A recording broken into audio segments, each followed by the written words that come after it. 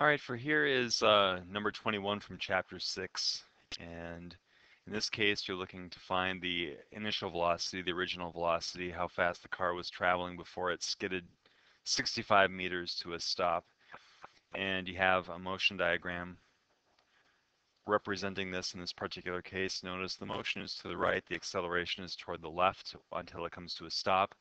Free body diagram is up here, and this is from where we'll be working. And in order to find the answer to this, the first thing we need to do is figure out the acceleration of this car. And so we're going to use Newton's second law, free body diagram, to help us out here. And if we take a look in both the x and y direction, we know that in the y direction, if we add together the forces, the sum of all the forces in the y direction, they do need to come up to 0, as there's no acceleration up or down. In the y direction, that is not the case, or excuse me, in the x direction, that is not the case. We have mass times acceleration in the x direction. Going back in the y direction, we have the normal force up. We have force of gravity down. Remember, the force of gravity just equals mg here near the surface of the Earth. And so normal force equals the force of gravity, which equals mg. And so it just verifies that in the y direction. In the x direction, we have, well, there's only one force, and that's the force of kinetic friction acting to the left. So negative F sub k equals mass times the acceleration in the x direction. F sub k just equals mu sub k times the normal force. And that equals mass times acceleration in the x direction. And the normal force just equals mg from over here. And so we can replace that and get negative mu sub k times mg equals mass times acceleration in the x direction.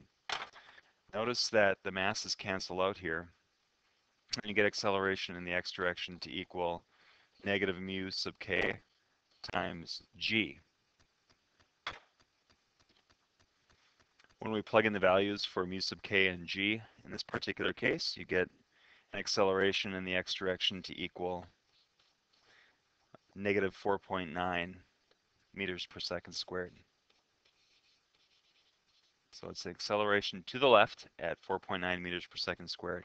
This is not the answer what we're looking for in the end. What we're looking for in the end is the distance, or excuse me, the initial velocity.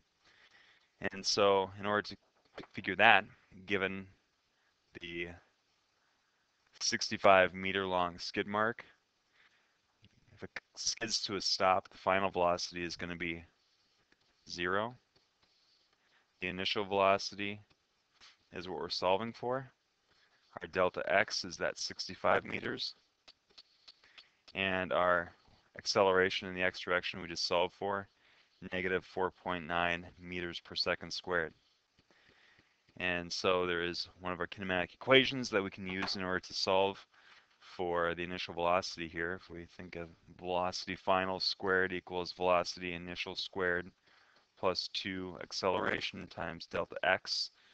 Plug in all of those values, so we have 0 squared, which is 0 over here, times initial velocity squared plus 2 times negative 4.9 meters per second squared times 65 meters. And when you solve for the initial velocity, you end up getting 25 meters per second. And that is the final answer.